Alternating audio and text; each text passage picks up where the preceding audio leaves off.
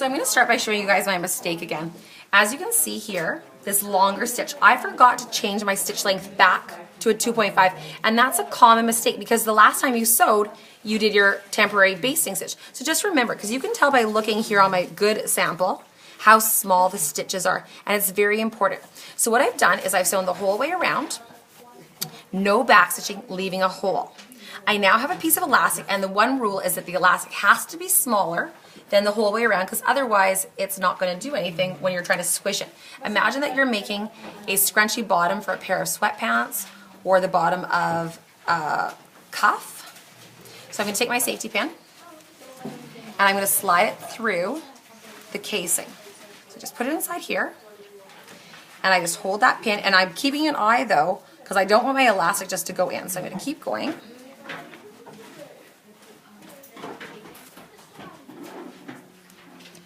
And something I'll show you to do as a trick, just so that you guys don't lose it, is the whole time I am watching that elastic because I don't want it to go inside, because then I have to go hunting for it. So now that I can see that I'm getting quite close to the end, I'm actually just going to take a straight pin.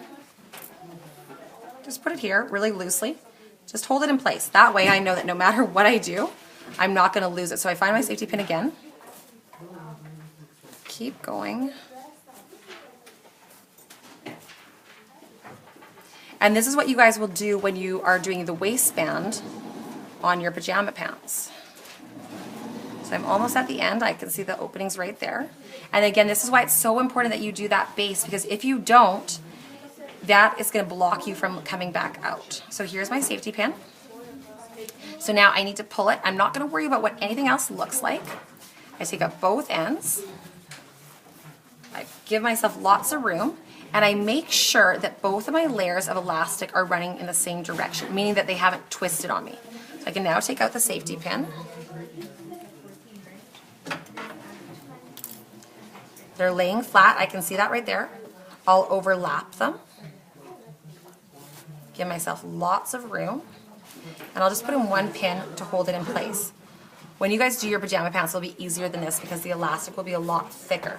So I'm going to go and back stitch here. I'm going to sew across and I'll back stitch here just to kind of make like a little H. So zoom right in here for me. And it's a bit finicky, but it doesn't need to be beautiful because nobody is going to see it. So I'm going to sew 3 stitches. I'm going to reverse 3 stitches. And now I'm going to truck on down to the other side so I can take up my pin because I know it's not going to fall on me. Set down my foot. Sew along there. Give it a little pull if you're having trouble. Again, I'm at the end, so I'm going to twist it around. And it is a bit finicky, but don't worry about it because, again, nobody can see it.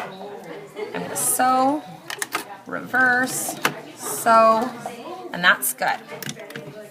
Take it off.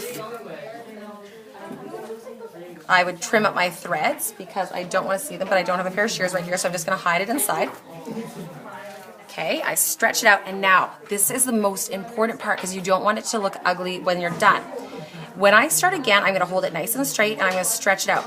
I'm going to put my needle directly in that old sewing and I'm going to end up over here because I am not back stitching. So I'm going to slide it underneath. Again, easiest to turn it inside out the same way we did before. Look at, I can use my one hand to stretch it, and I literally go here and I look down and I look to see, is my needle going to go into, oh no, I need to shift it over just a little bit. There we go. My needle is in. I'm now going to take my time and each of my stitches, and if you need to, use your hand wheel. That's why it's there. It's for doing really small, detailed stitching. Now I've got it over top, I can keep going. Nice and close to that edge. And again, I need to get it into here, so I'm just going to stop. I'm going to rotate myself so that I've got lots of leverage on that elastic. And now I'm in my old sewing again, making sure that each stitch goes into it. I'm going to do one more, and that is it. No back stitching. Take it off, cut it, and now you can see, like, look at that. That is old sewing into old sewing. My last step before I'm done is I'll clip off these threads and I'll stitch rip out my base, and then I'm done. And then you have your casing.